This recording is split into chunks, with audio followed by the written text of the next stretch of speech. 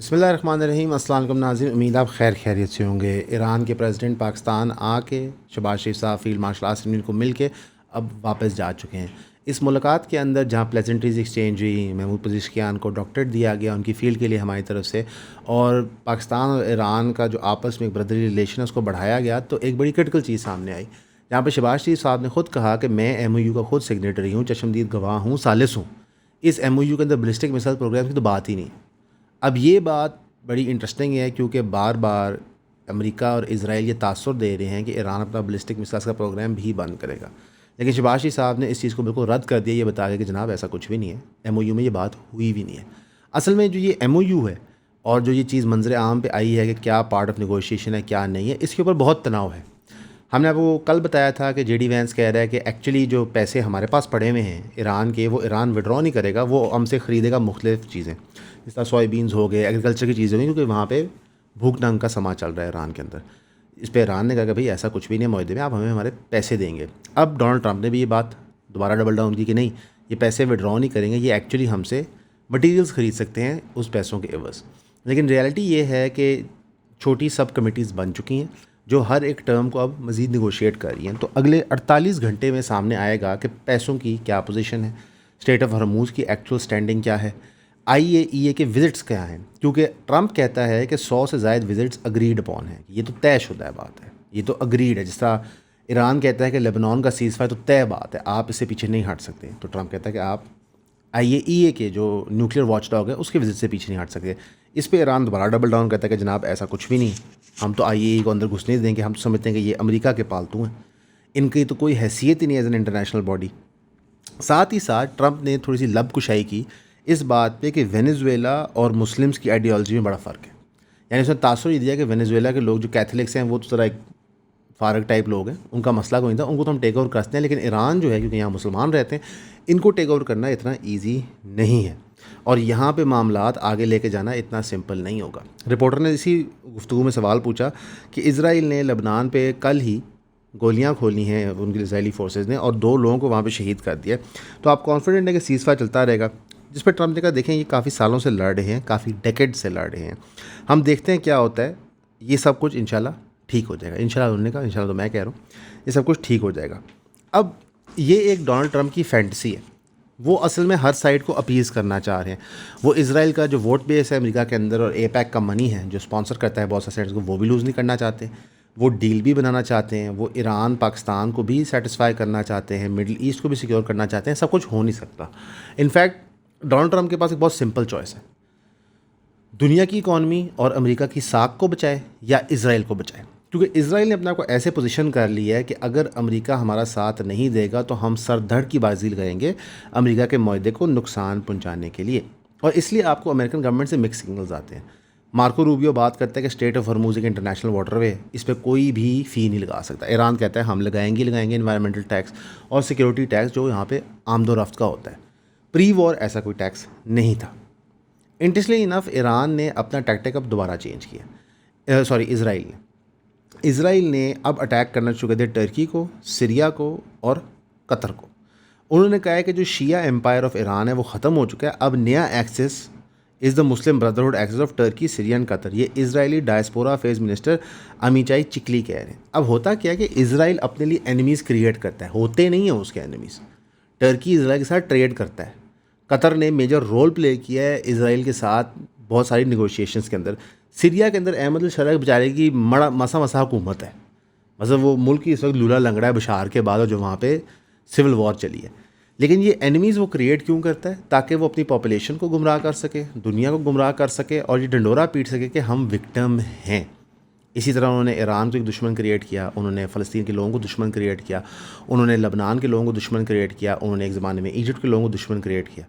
अब जो उनकी विसिनिटी में है उसको वो अदराइज़ करते हैं, दुश्मन बनाते हैं, और फिर वो अपने कनेक्शंस इस्तेमाल करते हैं अमेरिकन कांग्रेस के अंदर, लॉबी करते हैं उन लोगों के ख़िलाफ़ सैक्शंस के लिए। लिबिया के ख़िलाफ़ जो प्रेस था वो भी इजराइल ने लीड किया, इराक़ के ख़िलाफ़ प्रोपेगेंडा भी इजराइल ने लीड किया, अफ़गानिस्तान के ख़िलाफ़ प्रोपेगेंडा भी इजराइल ने लीड किया। इनफैक्ट इजराइल ही क्रेडिबल इन्फॉर्मेशन देता था कि इराक़ में आप क्या करें, नेतन्याहू की तकरीरें मौजूद हैं जहाँ पे वो कह रहे हैं कि अगर हम इराक की कमर तोड़ेंगे तो ग्लोबल टेररिज्म ख़त्म हो जाएगी। अब वो कहते हैं हम ईरान की कमर तोड़ेंगे तो ग्लोबल टेररिज्म ख़त्म हो जाएगी। तो जो परपेट्रेटर ऑफ टेररिज्म है वो खुद ही कह रहा है कि और मुल्कों को तबाह करो, टेररिज्म ख़त्म हो जाएगी। ज़ाहिर है अगर सिर्फ आप रह जाएंगे, there will be no one left to terrorise. लेकिन यहाँ पर मैं इसराइल के लोगों को एक पैगाम देना चाहूँगा। जिस वक्त आपकी हुकूमत ने रियलाइज़ कर लिया कि हमें और लोगों को एनिमी बनाने की ज़रूरत नहीं है, हम स्टेट के अंदर ही अदराइजेशन कर सकते हैं, तो फिर आपको लग पता जाएगा एक ज़ायनिस्ट स्टेट में रहना। जब स्टेट्स इस तरह हार्ड राइट विंग हो जाते हैं या हार्ड स्टेट बन जाते हैं या हार्ड लेफ्ट विंग स्टेट बन जाते हैं, तो फिर वो सिर्फ अपने लोगों में जुल्म करते हैं। उनको या तो हर वक्त एनिमी चाहिए होता है लड़ने के लिए या अपने लोग चाहिए होते हैं लड़ने के लिए। नहीं मानते, पाकिस्तान से पूछें, हम एक हार्ड स्टेट है। मुस्तफ़ा नवाज़ खोकर साहब एक इंटरव्यू में थे तो उन्होंने एक बड़ी अच्छी बात की, मैं आप लोगों को बताना चाहूँगा। ये तलत हुसैन साहब के शो पे था, राना सोनाला साहब भी मौजूद थे एज गेस्ट इस शो के ऊपर। तो मुस्तफ़ा नवाज़ खोकर साहब ने कहा कि जनाब आपने जुल्म किया है टीचरों के ख़िलाफ़, आपने जुल्म किया है डॉक्टरों के ख़िलाफ़, आपने जुल्म किया है तरीक़े लब्बैक के ख़िलाफ़, आपने जुल्म किया है कश्मीर के लोगों के ख़िलाफ़। इसमें कुछ चीज़ें मैं भी ऐड करता हूँ। आपने जुल्म किया है PTI के ख़िलाफ़, आपने जुल्म किया है पंजाब के इनोसेंट के लोगों के ख़िलाफ़ CCD के ज़रिए, आपने जुल्म किया बलूचिस्तान की एक डॉक्टर के ऊपर, मारंग बलूच को आपने उम्र कैद दे दी है। बहुत सारे जुल्म हैं जो आपने किए। तो ये मुस्तफ़ा नवाज़ खोकर साहब ने स्टेटमेंट दी तो सीनियर जर्नलिस्ट तलत हुसैन साहब, जिनको मैं समझता था कि तप्पड़ के जर्नलिस्ट हैं, उन्होंने आगे से क्या फरमाया। उनका जी ये सारे ग्रुप स्टेट को चैलेंज कर रहे थे, आप उनको डिफेंड कैसे कर सकते।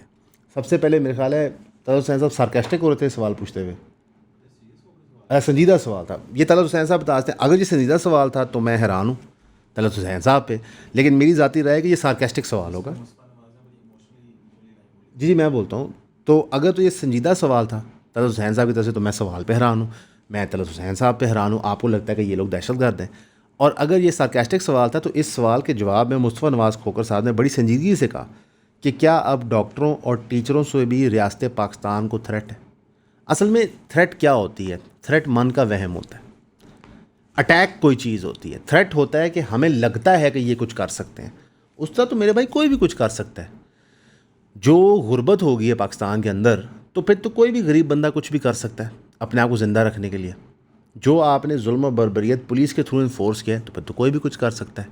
एक छोटा सा वकूआ हम आपको बताते हैं कि CTD ने साथ हमारे रिसर्चर को उठा लिया, उस बच्चे पे जुल्म हुआ, वो सारा जो प्रोसेस और अभी ऑन गोइंग है, मुकदमा होना है, हर चीज़ होनी है। आप एक ख्याल से वो क्या सोचता है आपके बारे में? अच्छा सोचता है। तो आप ये इमेजिन करें कि इलाकों के अंदर आपने बम मारे हुए हैं, बंदे मारे हुए हैं, बंदे उठाए हुए हैं, जुल्म किया हुआ है, वहाँ पे तरक्की नहीं हुई हुई, तो वो क्या सोचते होंगे आपके बारे में। और आज तो आपके मेन सिटीज़ के अंदर भी लोग ऐसे एहतजाज करने को तैयार फेर रहे हैं जैसे झूठ है, क्योंकि कोई सेटिस्फाइड नहीं है फंडामेंटली आपसे। और इंटरेस्टिंग इनफ ये उस टाइम पे बात हो रही है जब प्राइम मिनिस्टर शहबाज शरीफ साहब कहते हैं कि जी 2018 के हमें साफ शफाफ जांच करवानी चाहिए ताकि पता चले कि तब क्या हुआ था, और अगर 2018 की गवर्नमेंट लेजिटिमेट है तो फिर हमारी गवर्नमेंट भी लेजिटिमेट है। यानी कि सबसे पहली बात है कि उन्होंने ये कहा कि 2018 की गवर्नमेंट लेजिटिमेट नहीं थी। बकौल PMLN के उस इलेक्शन में धांधली हुई थी, इस्टेब्लिशमेंट ने गवर्नमेंट दी थी। तो शहबाज शरीफ साहब ने फिर अगले ही जुमले में कबूल कर लिया कि ये गवर्नमेंट भी हमें इस्टेब्लिशमेंट ने दी थी क्योंकि वो गवर्नमेंट दी थी। तो यहाँ पे एक बचगाना खेल चल रहा है। मेरा ख्याल है PTI को ये मौका मिस नहीं करना चाहिए। उन्हें कहना चाहिए कि बिल्कुल आप 2018 की जांच करवाएं, साथ 2024 की भी करवाएं, क्योंकि 18 और 24 में बड़ा फ़र्क था। मैं समझाता हूँ क्या है। 18 में धांधली हुई थी, 24 में धांधला हुआ था। मसलन आप तो एक था ना कि एक आम का पेड़ लगा हुआ है तो उस पर से इस्टेब्लिशमेंट आम तोड़ तोड़ के सियासतदानों को देती थी। तो 2018 में ज़्यादा आम इस्टेब्लिशमेंट तोड़ के PTI को दे दिए। इस केस में आपने इस्टेब्लिशमेंट का पूरा दरख्त उतार दो और दरख्त उतार के हमारे घरों में छोड़ दो, तो उन्होंने वो किया। बहुत फ़र्क है। मज़े की बात ये क्या है कि जावेद हाशमी साहब जो नून लीग के बहुत सीनियर मेंबर थे, बड़े पुराने सियासतदान हैं पाकिस्तान में, फिर PTI ज्वाइन कर ली, फिर PTI छोड़ दी। और किस बात पे छोड़ी PTI उन्होंने? कि इनके साथ फ़ौजी अस्करी इदारे मौजूद हैं, तो नज़रियाती इख्तलाफ छोड़ी। ये नहीं छोड़ी जिस तरह फैसल वोडा साहब ने छोड़ी, जिस तरह आपके चौहान साहब ने छोड़ी और कई और PTI के लोग हैं फ़ौज के प्रेजेंट छोड़ी, नज़रियाती बुनियाद छोड़ी। वो कहते हैं कि अगर डॉक्टर मारंग बलोच को आपने सज़ा दी है तो ये मारंग बलोच गद्दार नहीं है, जिन्होंने सज़ा दी है वो गद्दार है। ये वही चीज़ है जो आपने मुजीब के साथ की, उसको एक केस में सज़ा दी और फिर उसको मजबूर किया कि तुम इस मुल्क के हिस्से करो। अब ये जावेद हाशमी साहब कह रहे हैं। जी, जी, जी, जी, सही कह रहे हैं, सही कह रहे हैं। बस जी क्या करें, आपकी दुआएँ हैं, बड़ा अच्छा रहता है। नहीं, नहीं, नहीं सर, नहीं, नहीं, नहीं, हेलो, हम सरकारी गवर्नमेंट के अगेंस्ट नहीं करते। नहीं, नहीं, नहीं गाइस, बात ये है कि सरकार देती है बहुत सारे पैसे। मसला ये है कि हम ले नहीं सकते। क्यों? क्योंकि हमने सरकार की करनी होती है तनकीद, हमने आपको कोशिश करनी होती है बताने की सच। तो उसके लिए हम क्या करें? दुकान तो चलानी है, एसी भी बंद करना पड़ गया क्योंकि लाइट की फ्लक्चुएशन हो रही है, स्टेबलाइज़र भी ख़रीदने हैं। तो इसके लिए आप लोग हमारी मदद करते हैं। 3000 की सब्सक्रिप्शन वो वाहिद चीज़ है जो हमें अलाउ करती है रन करने के लिए। हमारे मैट्रिक्स के मेंबर्स जो इस ग्रुप में हैं उनको डेली की 2 से 3 वीडियोस मिलती हैं एक्सक्लूसिव टॉपिक्स पे जो किसी और के पास नहीं जाती। तो भाई अगर आप चाहते हैं हम सरकार को बिक जाएँ तो इशारा कर दें, नहीं तो 3000 की सब्सक्रिप्शन खरीदें। शुक्रिया। उन्होंने वो दौर भी देखा था, पाकिस्तान की सियासत के कई दौर देखे हैं, कई डिक्टेटर देखे हैं, कई मुश्किल हालात देखे हैं पाकिस्तान के। ये उनका तज्जिया है। अब चीफ सेक्रेटरी और आईजी आज़ाद कश्मीर लियाकत अली मलिक साहब ने प्रेस कॉन्फ्रेंस की। ये वही आईजी साहब हैं जिन्होंने वो स्पीच की थी कि जनाब हम जवाब देंगे हर चीज़ का, बड़े सख्त अल्फाज इस्तेमाल किए थे ये आज़ाद कश्मीर के लोगों के लिए। लियाकत अली मलिक साहब ने अपनी तकरीर में कहा कि आज़ाद कश्मीर में 142 FIR रजिस्टर्ड हैं against miscreants, 572 miscreants have been arrested, previous cases have been revived, 34 miscreants responsible for martyring law enforcement officials have been apprehended or for adopting government employees, firing bullets at government vehicles, launching 8 attacks on hospitals, slaughtering patients inside, issuing murder threats and claiming bodies will turn up from the Mangla Dam, dismembering corpses and hurling them down mountains, hanging uniforms, desecrating bodies, hurling abuse at the army, burning the Pakistani flag in front of the Indian embassy. Is this a public issue? मज़े की बात यह है कि ये सारी बातें वो कर रहे थे और साथ वो क्या कह रहे थे कि आप सारे जो हैं सरेंडर कर दें तो हम आपको according to the law treat करेंगे। सदके जाऊँ। ये पता है कैसे है? ये ऐसे है कि सीसीडी एक रेप के मुकदमे की इन्वेस्टिगेशन करे। ठीक है, आपने ये बात अब ध्यान से सुननी है। रेप के सस्पेक्ट को पकड़ ले, एक 7 साल बच्ची मुंतहा फौत हो चुकी है, उसका जिनसी ज़्यादती का मुकदमा है, उसको पकड़ ले। उससे पहले 4 लोगों को पकड़ के 6 दिन के जुडिशल रिमांड पे भेजे। जब वो मेन सस्पेक्ट को पकड़ ले तो फिर उसको वो ले के जाए इन्वेस्टिगेशन के लिए, तो ऑन रूट ने झल चकियाँ 3 पुल्ली एकदम से उस बंदे के साथी जिसको आपने पकड़ा है वो असला लेके सीसीडी पे फायरिंग करे और सीसीडी जवाबी फायरिंग करे उन लोगों पे जिन्होंने सीसीडी पे फायरिंग की है। लेकिन इस सारे इंटरेक्शन में कौन मारा जाए? अरसलान, जो मेन सस्पेक्ट है। ये इस तरह की कहानी है कि we will treat you according to the law.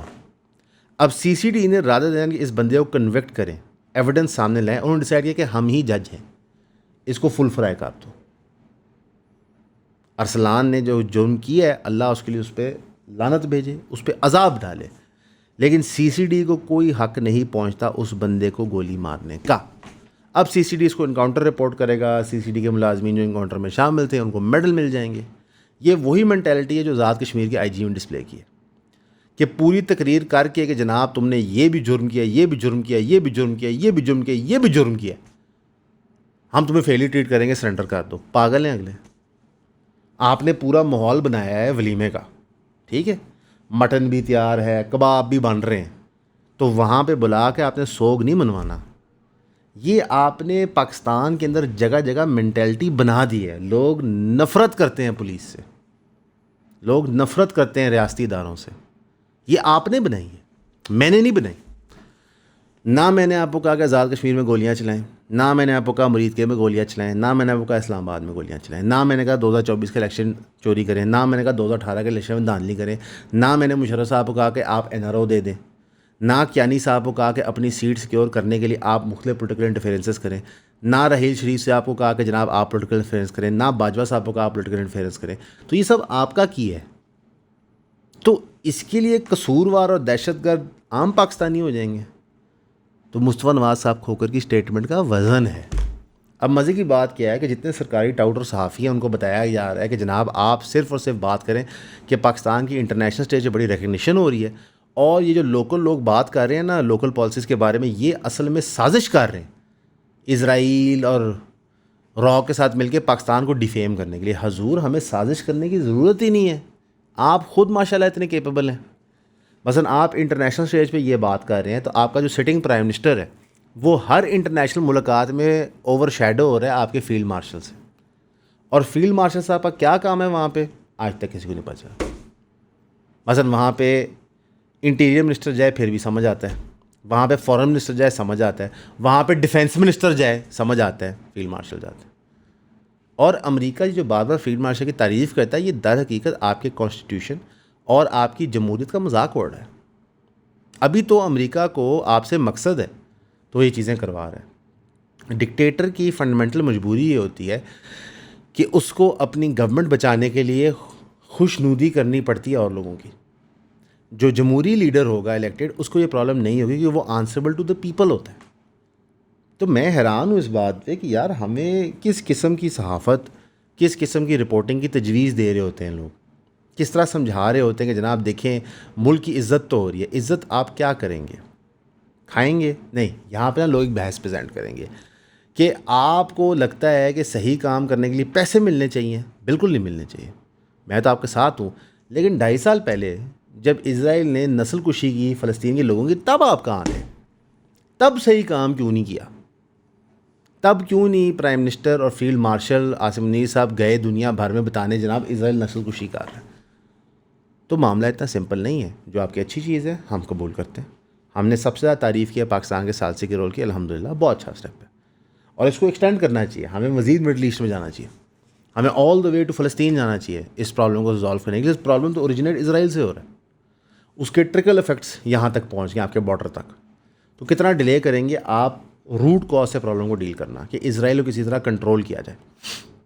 और ये जो टैक्टिक है कंट्रोलिंग थ्रू अमेरिका, ये इफेक्टिव नहीं है, ये हमने ऑब्जर्व कर लिया। बिकॉज अमेरिका वर्चुअली इस वक्त पट्टा नहीं डाल सकता इज़राइल को। तो ये होती है क्रिटिक ऑफ गवर्नमेंट, ये होती है क्रिटिक ऑफ पॉलिसी, शख्सियत बेस्ड नहीं, चाहे वो पीटीआई के लिए हो, चाहे वो शहबाज शरीफ साहब के लिए हो। इस तरह मैं छोटी सी एक और मिसाल से समझाता हूँ ताकि आप लोगों के बात अकल में ये बात बैठे। पंजाब गवर्नमेंट ने एक एप्लीकेशन लॉन्च किया, मरियम की दस्तक। ठीक है, ये पंजाब का डिजिटल वेलफेयर प्रोजेक्ट है। 80 सरकारी इदारों की सर्विसेज आपके डोर स्टेप पे आएगी विदाउट विजिटिंग ऑफिस। ये बहुत अच्छी चीज़ है कि डिजिटल एज में जिन लोगों के पास इंटरनेट का और मोबाइल्स का एक्सेस है, अगर वो अपनी डॉक्यूमेंटेशन वर्क मोबाइल पे ही कर लें तो आपके जो सरकारी दफातर हैं इनमें रश कम हो जाएगा। और जो लोग इंटरनेट या मोबाइल सर्विसेज नहीं इस्तेमाल करते, जो लेट से लोअर मिडिल क्लास गरीब लोग हैं, उनको सरकारी दफ्तरों में जगह ज़्यादा मिल जाएगी। क्योंकि अभी तो चकाचक भरे होते हैं सरकारी दफ्तर। लेकिन ये एप्लीकेशन अभी लॉन्च हुई है, इसकी 3.3 मिलियन सर्विस रिक्वेस्ट आई हैं and more than 2.7 million successfully process हो गए हैं। ये जून के स्टार्ट में आया था 2026 में। इसकी तारीफ़ें अभी कैसे हो सकती हैं? दोनों बातों में फ़र्क समझिए। ये एप्लीकेशन बिल्कुल होनी चाहिए, हर सूबे में होनी चाहिए, फेडरल लेवल भी होनी चाहिए कि आप घर बैठे ये डॉक्यूमेंटेशन कर सकें। लेकिन ये एप्लीकेशन अच्छी है कि नहीं है, कितनी इफेक्टिव है, सर्विसेज कैसी है, ये आप अभी कैसे डिटर्मिन कर सकते हैं? मैं बताता हूँ। अगर आप कैंडोल को पैसे दे दें, अगर आप डकी भाई को पैसे दे दें, अगर आप जनरली सोशल मीडिया इन्फ्लुएंसर्स को पैसे दे दें, तो ये चीज़ें अभी कन्फर्म हो जाती हैं। जिस तरह स्मोक की बारी, जुनैद अकरम साहब का इश्तिहार आया था, हमने तब कहा था कि जनाब सरकार को स्मोक के ख़िलाफ़ कुछ करना चाहिए।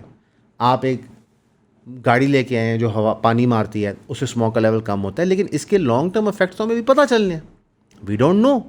जिस तरह फॉर एग्जांपल वेप के बारे में हम ये कहते हैं कि जनाब वेप लीगल है, आप कंज्यूम कर रहे हैं, लेकिन vape as a technology fairly new है, उससे केमिकल प्रोसेस फेयरली न्यू है, इसके लॉन्ग टर्म इफेक्ट्स क्या है we don't know. Social media it's been around for 20 years, इसके लॉन्ग टर्म इफेक्ट्स क्या हैं अब मंजर आम पे आ रहे हैं। So everything takes time. आप पहले क्यों करते हैं? For example let's say Maryam की दस्तक ऐप लॉन्च होती जून 2026 में, जून 2027 में इसके पेड कैंपेन होने चाहिए थे कि जनाब 1 साल हो गया हमें इस्तेमाल करते हुए, ये लोग आए हैं, ये प्रॉब्लम्स आई हैं। इसी तरह ऑडिट होता है ना। मिसाल तौर पे पंजाब गवर्नमेंट ने बजट अनाउंस किया, ठीक है, उन्होंने कहा जी हमने 700 अरब रुपये एजुकेशन के लिए रख दिया। लोगों ने कहा जनाब हिस्टोरिक बजट 750 अरब एजुकेशन के लिए। हजूर आपने पढ़ा है किस चीज़ पे खर्च होना है? आप 750 अरब छोड़ें, कोई इसके 10,000 अरब भी रख दे तो रिज़ल्ट तो इसका तब आना है जब ये प्रोजेक्ट्स होने हैं। ये उसी तरह है, क्लिनिक ऑन व्हील्स जब आया था सब ने प्रोपेगेंडा किया, पैसे पकड़े, खूब पैसा कमाया गया। अब पता चल रहा है कि जनाब गवर्नमेंट की कैपेसिटी नहीं है चलाने की। तो पहले आपने ये सारा डगोसला क्यों किया था? ठीक, पूरा 90s और 2000s में जब पंजाब में गवर्नमेंट थी, पीपीपी दौर में नून लीग की, तो हमें बताया गया कि हमने स्कूल बनाने, स्कूल बनाने, स्कूल बनाने। फिर शहबाज शरीफ ने कहा हमने प्राइवेटाइज़ करने, तो आपने पहले बनाए क्यों थे? उन पैसों का हिसाब कैसे होगा? एक तो होती है ना करप्शन, एक होता है फेल्ड पॉलिसी पे जो पैसा ज़ाया किया जाए, उसकी प्रमोशनें की जाए, फिर उसका हिसाब कौन देगा? इलेक्शन में देना होता है ना हिसाब, कि वोट हो, लोग आगे फेल्ड पॉलिसी देखें, सक्सेसफुल पॉलिसी देखें, उसे वोट करें, लेकिन इलेक्शन तो यहाँ होता नहीं। तो इसको मैं किस ज़ुमरे में शामिल करूँ? तो मुझे बड़ा अफसोस होता है। मुझे बिल्कुल अफसोस नहीं है कैन डॉल ने पैसे लिए, जुनैद अकरम ने पहले पैसे लिए, या डकी ने लिए। ये सोशल मीडिया इन्फ्लुएंसर्स ये ब्रांड प्रमोशंस करते हैं, बिल्कुल दुख नहीं है। मुझे दुख ये है कि सरकार इस भूखनंग, इस प्रॉब्लमेटिक टाइम के दौरान इतना पैसा खर्च क्यों करती है? भाई आपने मरियम की दस्तक बना दी है, आप अपने पेजेस पे अनाउंस कर दें, लोगों को बता दें, that's it, they will continue. अच्छा, मज़े की बात क्या है कि अगर आप कहते हैं, जस्टिफिकेशन देते हैं कि हम ये पैसे इसलिए देते हैं इन्फ्लुएंसर को ताकि लोगों तक पैगाम पहुँचे, तो आप पैगाम क्या देना चाह रहे हैं? आप पैगाम ये दे रहे हैं कि हमने एक परफेक्ट चीज़ बना दी, हालांकि ये टेस्टेड नहीं है अभी। अल्लाह करे ये बहुत अच्छी हो, मैं ये भी बता दूँ कि इसकी नीड बहुत ज़्यादा है, लेकिन अभी तो ये चीज़ पता चल रही ना इसकी नीड है कि नहीं। मैं आपको कुछ साफ़ी गिनवा सकता हूँ जो इमरान खान दौर में बताते थे कि ऊपर अल्लाह नीचे इमरान खान है, और अभी बता रहे हैं कि ऊपर अल्लाह नीचे शहबाज शरीफ साहब है। यही सोशल मीडिया इन्फ्लुएंसर्स खान साहब के दौर में पैसे लेके प्रोपेगेंडा करते थे, आज इधर लेके कर रहे हैं। तो क्यों पैसा ज़ाया करते हैं हम? एक सिंपल ट्रिक अभी बताया मेरोज़ ने कि सरकार ने जब इनिशली जहाज़ परचेज़ किया था तो उन्होंने कुछ लिखा था, और साल बाद जब जहाज़ परचेज़ करके इस्तेमाल हो गया तो एक्चुअल अमाउंट सामने आई कितना पैसा लगा है। वही जो एयर पंजाब के लिए था।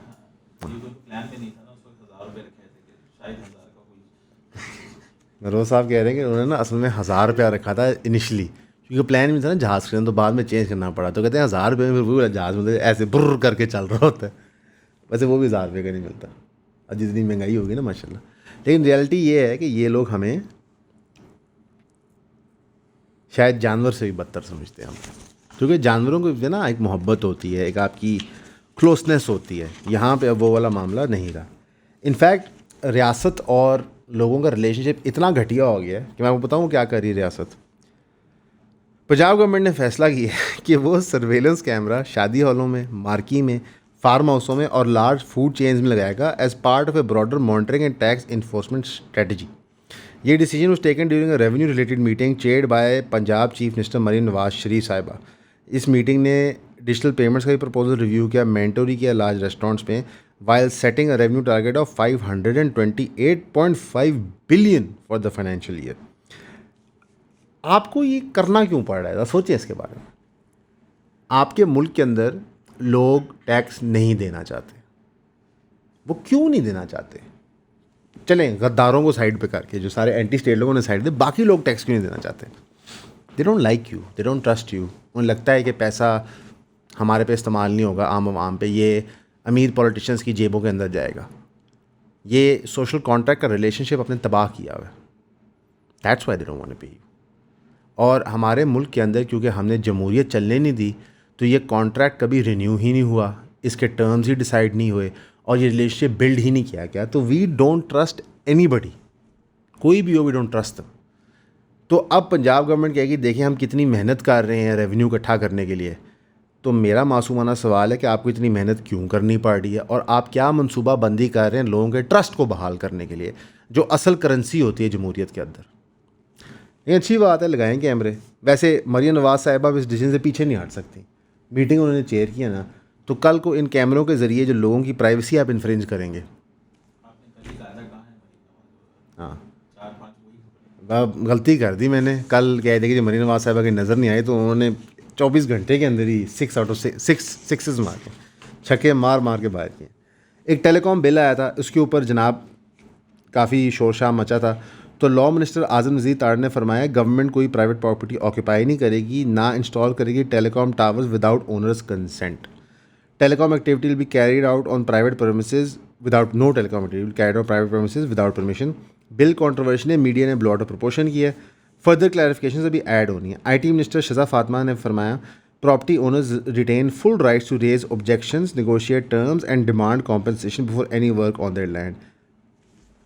मना करने का क्लॉज नहीं उन्होंने डाला। उन्होंने ये नहीं कहा कि you can refuse, you can raise objection कि टावर इंज नहीं इंज कर दो। नेगोशिएट टर्म्स कि हम आपको 1 रुपये दे रहे हैं, आप 1.5 रुपया मांग लें।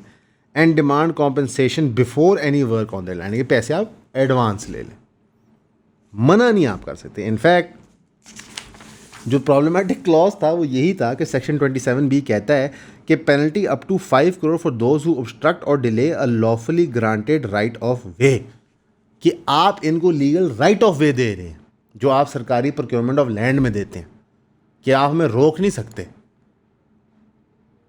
तो ये तो अभी तक वापस नहीं हुआ, इस पे तो बहस अभी चल रही है। सेनेट में बिल रिजेक्ट हो गया है, पीछे से फ़ोन आएगा, बिल पास फूस हो जाएगा। लेकिन बुनियादी तौर पे शज़ा फातिमा साहिबजान ने, आज़म नज़ीर तारड़ साहब ने ये बिल देख के अपने हाथ से आगे भेजा है। अब इसके बाद PTCL यूफोन के president CEO Hatem Bamatraf, right of way reforms aim to create a more efficient transparent framework and reduce administrative bottlenecks. उन्होंने आपको फ़वाइद बताए आप ही के मुल्क में राइट ऑफ वे के। ये क्रिटिकल है for expanding fibre networks and Pakistan digital economy. बन ही ना जाए हम digital economy. Social media influencer का टैक्स लग गया माशाल्लाह, बन ही ना जाए डिजिटल इकॉनमी। ये तो आप समझ जाएं कि रियासत का क्या मूड माहौल है। इनफैक्ट जो गुल प्लाजा ट्रेजेडी केस है उसकी भी अब इन्वेस्टिगेशन पुलिस ने कंप्लीट कर लिया है, चलान सबमिट किया है फॉर प्रोसिक्यूशन। इन्वेस्टिगेशन कंप्लीट करके पुलिस ने कहा है कि Tanveer Pasha, president of the Gul plaza traders association, other office bearers of the market committee responsible for negligence, यानी ये मुद्दा उन पर डाल दिया। Naimatullah, the owner of the shop with the fire reportedly started, has also be named as an accused. यहाँ पे उन्होंने उन मुलाजमीन के नहीं डाले नाम मुख्तलिफ गवर्नमेंट डिपार्टमेंट्स के जिन्होंने इस प्लाजे को एग्जिस्ट करने दिया, उन बिजली कंपनियों के नाम नहीं डाले जिन्होंने यहाँ पे बिजली के मीटर आके लगाए, इन्होंने यहाँ पे उन MPs MNAs के नाम नहीं डाले जो इस इलाके में आते जाते रहे, पैसे कमाते रहे, लेकिन कभी ये नहीं सोचा कि ये चीज़ ठीक बनी हुई है कि नहीं। बिल्कुल आप प्रोसिक्यूट करें तनवीर पाशा साहब को, 100% करें, ट्रेडर एसोसिएशन का भी फ़र्ज़ है, लेकिन बड़े कन्वीनियंटली आपने सारा मुद्दा इन लोगों पर डाल दिया। आपको ये भी देखना चाहिए कि बाकी फायर ब्रिगेड इक्विप्ड क्यों नहीं थी टू डील विद दिस। आग लग गई, you not be able to deal with it. अभी H9 मार्केट में आग लगी है, खौफनाक किस्म की मार्केट में आग लगी थी, उसके ऊपर पुलिस ने आके पानी छानी, फायर ब्रिगेड के मल्टीपल ट्रक्स हैं उन्होंने पानी छानी छिड़का। तो कराची में ये क्यों नहीं हो सका, ठीक। तो अब प्रोसिक्यूशन पुठी तरफ चल पड़ी है। They are now going towards prosecuting the people working in the shops. 70 लोग शहीद हुए थे इस आग में। तो हमारा एटीट्यूड क्या है 1 साल बाद, गलती किसकी है, इन्हीं लोगों की। माजत चाहता हूँ, 1 साल नहीं हुआ, जनवरी 2026 में ये आग लगी थी। So 6 months, it took us 6 months to take a national tragedy hitting one of the most populated markets in Karachi and making it into it is your fault. एक बलूचिस्तान के बंदे ने गवर्नमेंट से पूछा कि हमारे पास स्कूल नहीं है, उन्होंने कहा तुम्हारी गलती। फिर उसने पूछा कि हमारे पास अस्पताल नहीं है, उन्होंने कहा तुम्हारी गलती। फिर उसने कहा मेरे पास जमहूरियत नहीं है, तो उन्होंने उसको मारना शुरू कर दिया। तो कहता मार क्यों रहे हो, पहली 2 बातों में तुमने कहा है तुम्हारी गलती। उस जगह इस चीज़ की तो मांग ही गलत है पाकिस्तान में, आप मांग ही नहीं सकते। तो बलूचिस्तान का बच्चा रिस्पॉन्सिबल है उसकी डेवलपमेंट के लिए, उसकी एजुकेशन के लिए, हर चीज़ के लिए, लेकिन जो ज़रिया है उसको रिस्पॉन्सिबल बनाने का जमहूरियत वो वहाँ पे नहीं करनी। KP में भी ये सच है, सिंध में भी ये सच है, पंजाब में भी ये सच है, आज़ाद कश्मीर में भी ये सच है, GB में भी ये सच है। तो आपने अवाम-उन-नास को हर चीज़ के लिए रिस्पॉन्सिबल रखा हुआ है। अवाम ही गद्दार होती है, आप तो कभी गद्दारी कर ही नहीं सकते, आपसे तो गलती हो ही नहीं सकती। अवाम को ही अपना घर और मकान खाली करना पड़ेगा कि टेलीकॉम टावर बनेगा, अवाम को ही मरना पड़ेगा आग के अंदर और फिर खुद ही सज़ा भुगतनी पड़ेगी। और हमने बचपन में सुना था कि बादशाह खान के लोगों पे गोलियां चलाएंगी, फिर बादशाह खान ने उन गोलियों के पैसे दिए हुए सरकार ने मांगे, ये हमारे पे खर्चा हुआ है तुम ये दो। ये फायर केस में भी ये हो रहा है। आपकी गलती कि आपने पाकिस्तान के अंदर मकान बना लिए, क्योंकि हमें क्या पता था कि एक टेलीकॉम कंपनी आएगी, सरकार को थोड़े से पैसे दे जाएगी, हमने यहाँ टावर खड़ा करना है। आपका घर तो बढ़ गया। अच्छा, वैसे ये टेलीकॉम टावर्स होते हैं ना, सेहत के लिए ठीक नहीं होते, इनके नीचे रहना ठीक नहीं होता, ये हाई टेंशन वाइज नीचे रहना ठीक नहीं होता, it's not good for you. तो आप इमेजिन करें कोई अपने घर पे टेलीकॉम टावर बनवा दे पैसों की खातिर, गरीब हो, पैसों की ज़रूरत हो उसे, तो बेसिकली गरीब की हैसियत ये है कि उसको पैसा दो, उसे तमाशा करवा लो। बाकी इंटरनेशनली हमारी बहुत पजीराई हो रही है माशाल्लाह। हमने deal of the century strike कर लिया जिसमें हमें कुछ नहीं मिल रहा। और हम पीस इंश्योर कर रहे हैं, वो भी टेम्परेरी है। अल्लाह ना करे, मेरे मुंह में खाक, लेकिन शायद ये लग रहे हैं कि वो टेम्परेरी है। आए दिन वायलेशनें हो रही हैं, स्ट्रेट ऑफ हरमूज़ नहीं खुल पा रहा, पैसों की मामला सेटल नहीं हो पा रहे। SIFC को 3 साल भी मुकम्मल हो चुके हैं। SIFC तो किसी और दिन लब कुशाई करेंगे, ठीक है, बल्कि किसी और दिन ही क्यों, आज रिकॉर्ड करते हैं, ठीक है, लब कुशाई। लेकिन रियलिटी ये है कि बहुत नाजुक सूरत हाल है और मुल्क का सबसे बड़ा दुश्मन इमरान खान है। डॉक्टर हैं, टीचर हैं, सियासतदान हैं जो अग्री नहीं करते गवर्नमेंट के साथ, आज़ाद कश्मीर के लोग हैं, पंजाब के लोग हैं, KP के लोग हैं, बलूचिस्तान के लोग हैं, GB के लोग हैं, सिंध के लोग हैं। वो रह गए।